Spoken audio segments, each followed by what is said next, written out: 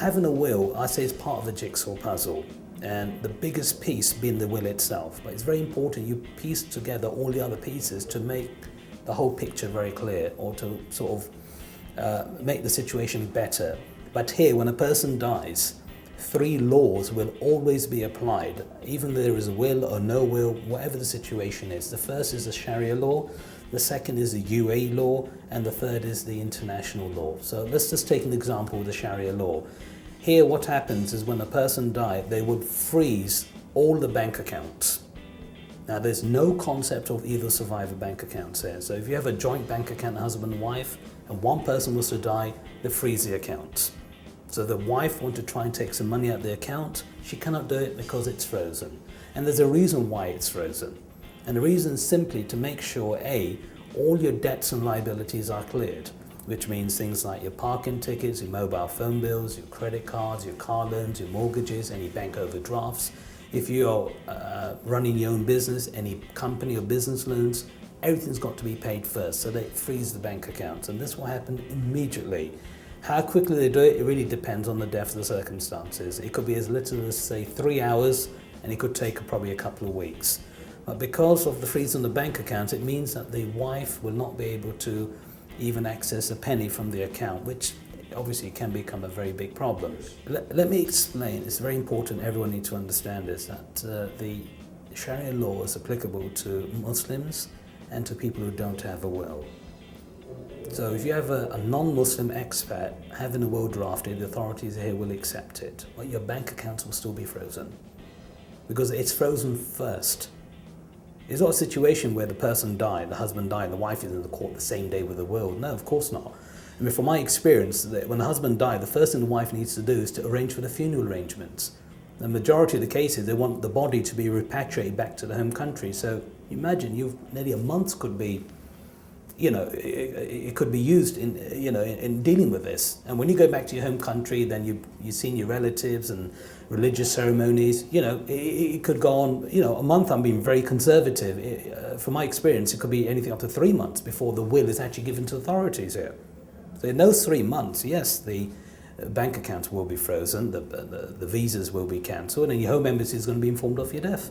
That's why, number one, to all my clients, I always recommend them keeping life insurance, because life insurance is usually paid out within 30 days of the death of the person.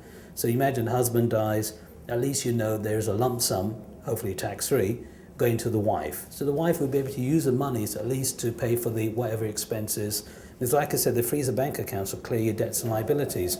Now you don't want to be in a situation that there are so many debts and liabilities and the wife wouldn't know where to begin, where to start. So having some cash coming in will help her. So life insurance is something I recommend straight away. Number two, I always recommend to try and keep an emergency offshore bank account. Because having an offshore bank account, it means that at least you can keep money there for a rainy day. Situation like that, if your local bank accounts are frozen, the wife is able to access some of the funds from the emergency account for her to continue. But you must remember, this account is only for emergency. Yeah. I'm not recommending an account for any tax evasion or tax avoidance, anything like that. That is nothing I'm talking about. Right. Because I'm of the great belief that if the husband dies, at least the wife should be able to take money out of the account to put food on the table. Right. The second situation is the UAE law, whereby when the husband dies, because the husband is employed or has his own sponsor, his own visa, when he dies, his visa will have to be cancelled. And when his visa is cancelled, whoever he has sponsored, wife, children, housemaid, even a driver, all their visas are cancelled. That means they've got to leave this country in 30 days. Now this is UAE law where, well, it will happen anyway. It depends, if the wife has, say, like you're saying, an American passport holder, I'm sure she might get another 30-day extension. But she will need to exit out of the UAE. She can come back because for US citizens they're given, I think, 30-day visa on arrival. But for countries whereby they do not get the visa, it means for them to come back, they'll need to be sponsored or get a tourist visa. But you can imagine a situation where the husband's visa is cancelled, the wife and children's visa is also cancelled. It means the children will have to leave the school. They have to come out of the school and go back to their home country. So that is a very big problem as well. The third point is the international law, whereby the American embassy will be informed of the death. Now, what would happen is that the American embassy is informed, they'll send a message back to the US, so now the US knows you have died, so could be possible whatever laws is applied back in the US may be applied. So maybe they have a system of freezing bank accounts, I don't know. But certainly for taxes, if they're going to tax you for properties or for anything here, they will do it. Now the international law, UAE law, Sharia law is going to apply anyway. And this is where many people do not understand this. And because of this reason, when a person dies and all three laws are applied, especially for the woman, because from my understanding, not being sexist, but if the wife was to die, the husband can pick up and move on. But if the husband was to die, the wife would be in a very big problem here. So it's very important for the wives, for them to protect themselves more.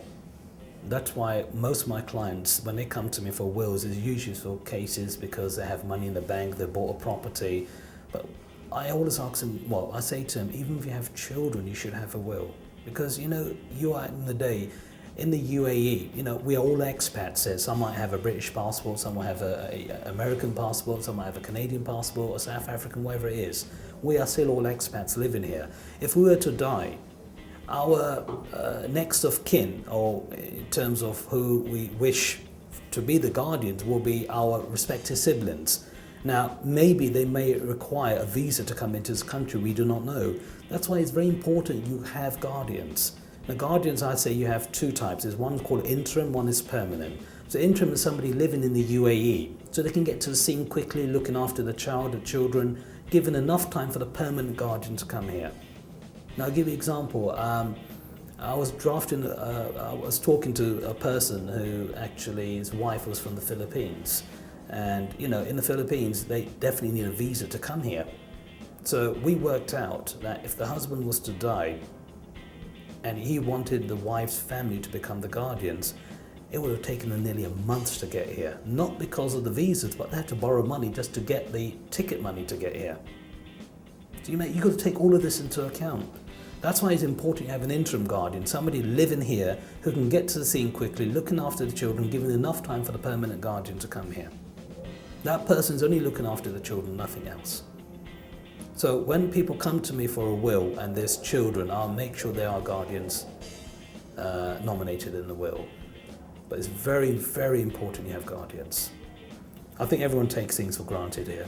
And because of that reason, when they die, they just leave so many problems behind for the next person to pick up.